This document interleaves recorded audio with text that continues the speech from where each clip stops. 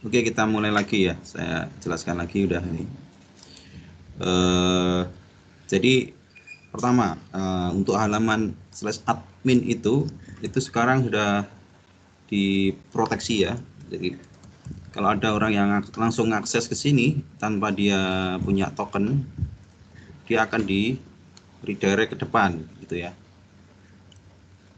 Nah, berarti kita perlu membuat sebuah fungsi, perlu membuat sebuah fungsi untuk mengecek ya.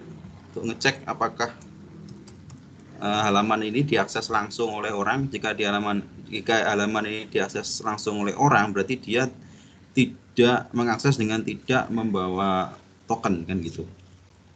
Atau gini, karena token itu kan kita simpan di local storage ya. Jadi alurnya masih sama kayak yang sebelumnya. Setelah kita kalau kita login di sini, kita request token kan, tokennya baru disimpan di sini, baru bisa mengakses halaman berikutnya. Nah, sekarang kalau ada orang yang dia belum melalui proses ini, artinya yang di sini datanya masih kosong gitu. Local storage-nya masih kosong. Nah, di local storage ini kita simpan dua variabel ya, satu username-nya, dua adalah tokennya.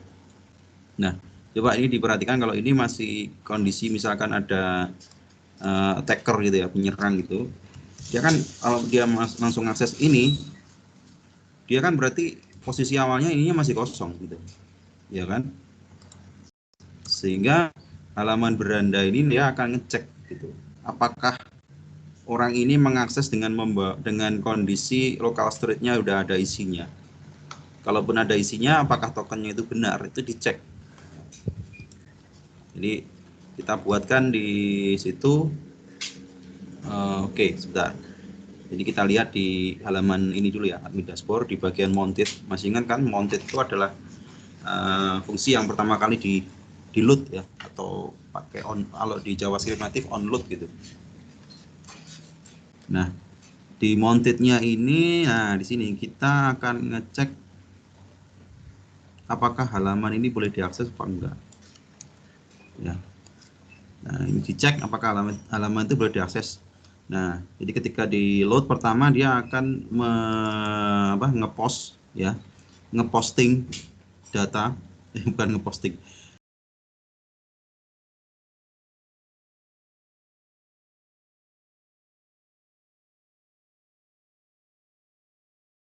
Oke.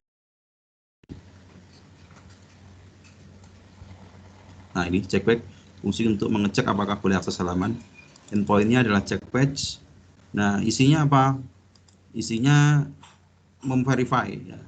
Dia akan memverify token ya.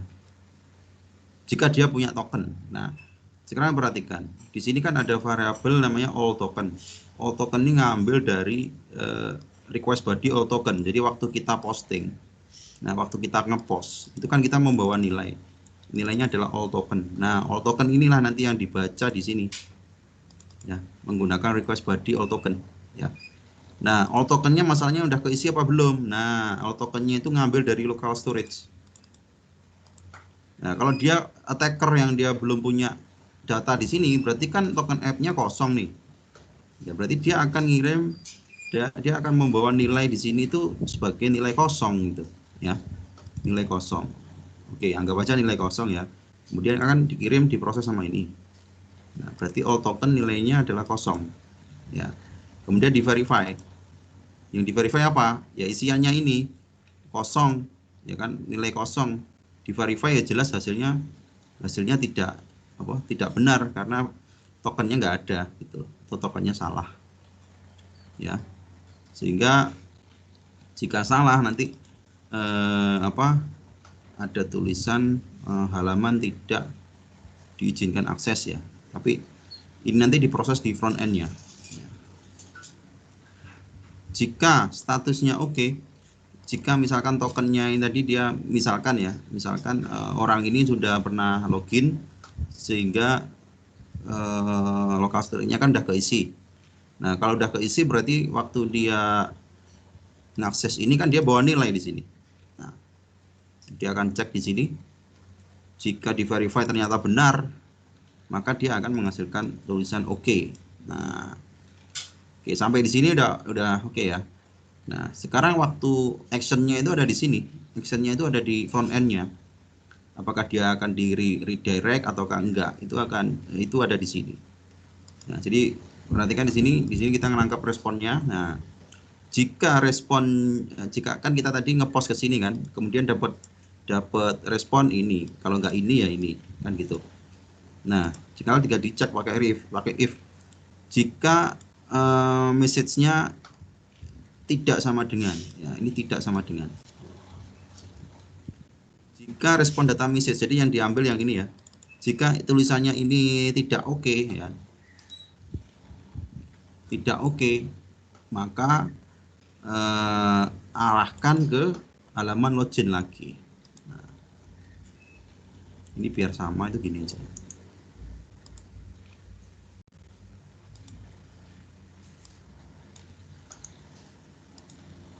Biar nggak rancu ya.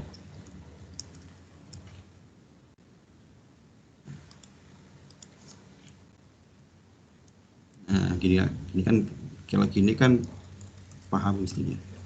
Jadi status responnya satunya not oke, satunya oke gitu. Nah, kalau di sini message-nya itu berarti ini kan message. Nah, ini message. Kalau data message-nya itu tidak oke, maka arahkan ke halaman login. Nah, sehingga dia akan login lagi. Terus kalau nggak oke, kalau oke gimana? Ya nggak apa-apa, nggak usah diapa-apain. Berarti dia akan tetap terus mengakses halaman ini. Itu ya. Itu dari pengecekannya gitu. Dari pengecekannya gitu ya. Terus sekarang apa? Login. Waktu login ya berarti. Waktu login itu dia akan mengisi username dan password ya. Kita lihat itu ada di sini di login. Nah, dia akan ngakses login out ya, ngakses login out, membawa inputan username sama password. Nah, kalau oke, jawabannya oke. Kita urut dulu ke sini ya, login out, ini login out, dia ngakses ini.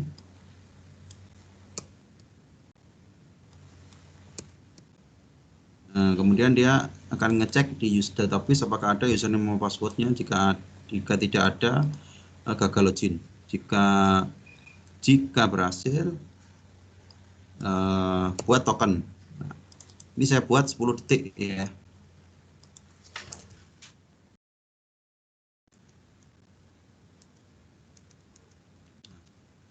Jadi dia akan bikin token, di set expire-nya adalah 10 detik. Oke. Terus kasih responnya. Responnya ini ya. Ini dia mengembalikan nilai token. Oke. Nah, nilai token berarti ditangkap sama ini. Dia akan masuk ke sini kan. Ya, jadi hasil request-nya ke sana ditangkap ke sini. Nah, kemudian disimpan hasil token yang udah di-generate tadi, disimpan ke local storage ya. Local storage set item token app ya, token underscore app. Nah, nilainya diambilkan dari nilai token yang di sini. Terus juga kita nyimpen juga username ya. Username-nya tadi diambilkan juga dari sini ya. Nah, ini jadi kita itu mengembalikan dua nilai, token sama username. Oke. Nah, sampai sini disimpan di local storage. Kemudian udah kesimpan kan? Udah kesimpan baru di redirect. Nah, window location href ini untuk redirect ke halaman /api/admin. Nah, halaman ini nggak perlu ada tambahan kayak kemarin ya. Jadi halamannya nanti akan clean ya, nggak ada tulisan. Nah, ini kan alamatnya sekarang gini, nggak ada tambahan token di bawah, di belakangnya. Nah, oke. Berarti sekarang berarti dia kan lolos ya, udah lolos di bagian pengecekan page yang paling awal tadi. Nah, sekarang adalah merefresh token. Tokennya harus di refresh. Caranya refresh gimana? Nah, kita lihat lagi di halaman ini, di bagian mounted. Nah, ini untuk ada bagian untuk merefresh token, kita panggilkan pakai apa? Pakai insert interval. Jadi kita akan, kalau di sini dalam milisecond ya, berarti ini 9 detik. Ya, cara nulisnya sudah 1000. Jadi fungsi refresh token ini akan dijalankan setiap 9 detik ya. Kan kita tadi konsepnya gitu kan, ketika token lama udah mau menjelang akhir di detik ke-9 kita cek lagi. Ya enggak? Nah, atau lebih amannya lebih awal lagi, nggak apa-apa. Misalkan detik ke 7 misalkan. Di detik ke-7 udah diganti lagi dengan token yang baru. Ya, jadi detik ke-7 ganti dengan token yang baru. Nah, dia fungsi ini dia akan terus berjalan setiap 7 detik ya. Jadi setiap 7 detik dia ganti token baru. Setiap 7 detik dia ganti token baru. Nah, kita lihat scriptnya, cek refresh token itu fungsinya kan kayak gini. Nah, dia akan ngeposting, dia ngepost manggil endpoint yang namanya refresh token. Nah, jadi kita buatkan fungsi sendiri di sini, namanya fungsinya adalah refresh token. Nah, di sini fungsi untuk refresh token. Nah, kita lihat di sini dia butuh 2 inputan, yaitu username sama token lama, token yang lama yang mau ditukar sama username.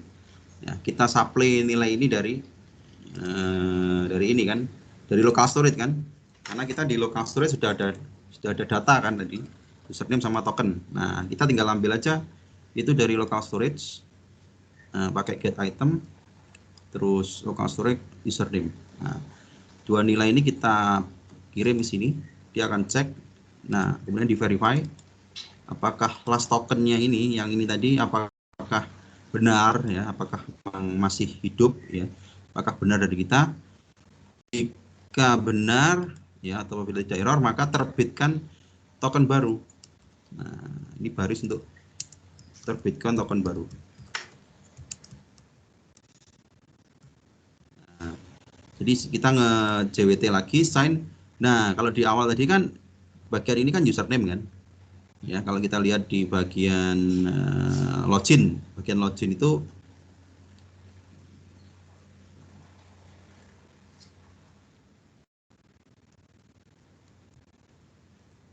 nah di bagian ini kan JWT set. Nah, inilah.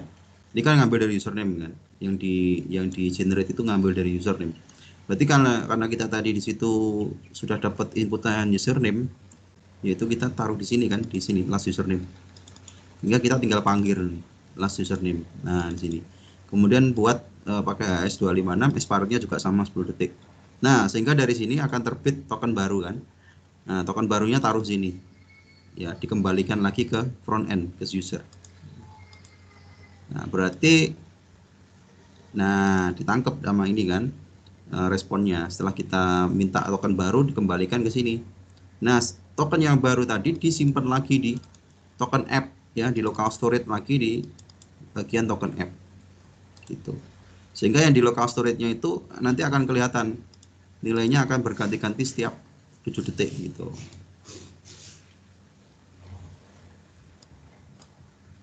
Nah, jadi local storage-nya ini kalau kalian pantau nilainya ini akan berubah setiap waktu, setiap 7 detik ya, setiap kita ngasih interval itu tadi.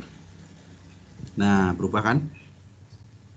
Jadi ini yang berubah-berubah langsung tanpa harus kita logout, tanpa harus kita masukkan username password lagi gitu loh ya. Jadi kita ngambil dari token yang lama. Nah, oke, sampai situ token app oke. Nah, sekarang yang logout. Nah, logout malah konsepnya malah sangat sederhana. Ya, tinggal dikosongin aja ini nilainya, ini dikosongin. Ya. Ini dikosongin. Nah, ketika dikosongin terus diarahkan ke depan. Nah, kalau udah kosong kan pasti dia nggak bisa ngakses ini kan. Nah, karena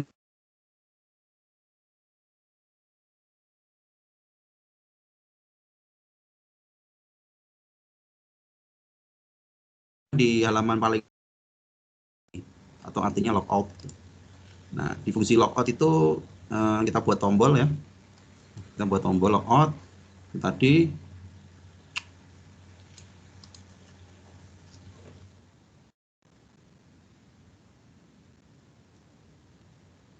Nah, kita buat tombol logout, arahkan ke sebuah fungsi, fungsinya namanya logout.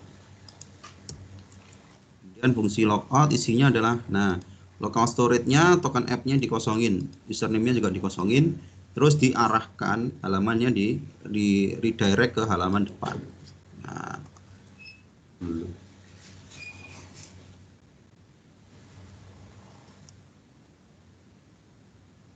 gitu. Juga kalau kita klik logout, harusnya dia ke depan. Nah, gitu ya. Oke, sampai sini ada pertanyaan?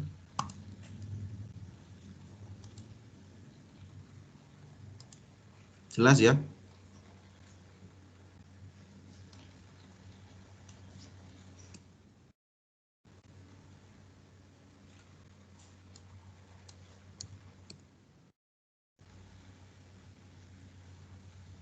Halo, ada pertanyaan enggak? Sepertinya aman, Mbak, masih jelas. Yo, oke. Oke, kalau gitu ini saya kasih, silakan diterapkan ya. Kalaupun nanti halamannya lebih dari satu ya nggak masalah, jadi tetap sama. Jadi kalian tinggal ngambilkan dari sini ya, fungsinya masih tetap sama. Jadi halaman pertama kali itu di load, dia harus ngecek pakai ini, apakah tokennya masih aktif ataukah ada tokennya masih benar, ataukah ada token. Jadi jadi fungsi ini itu penting. Ini untuk apa ya? Untuk memvalidasi apakah user ini dia ngakses langsung. Kalaupun ngakses langsung, apakah dia pakai token yang benar. Kalau nggak benar, ya ditolak gitu. Ya.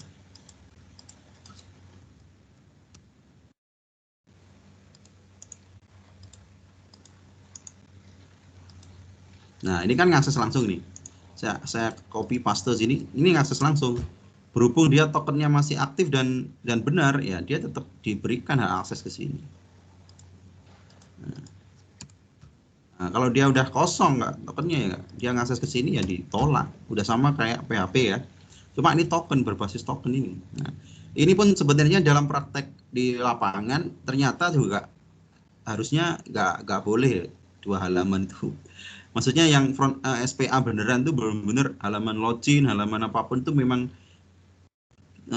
tergabung dalam sebuah halaman HTML, sebuah file HTML. Kita mainnya nanti pakai JavaScript, jadi kita bisa nambahkan elemen pakai virtual DOM istilahnya. Nah, ya nanti cobalah kita upayakan ke sana nanti. Oke, kalau gitu ini saya kirim nanti ke grup ya, rekamannya nanti saya upload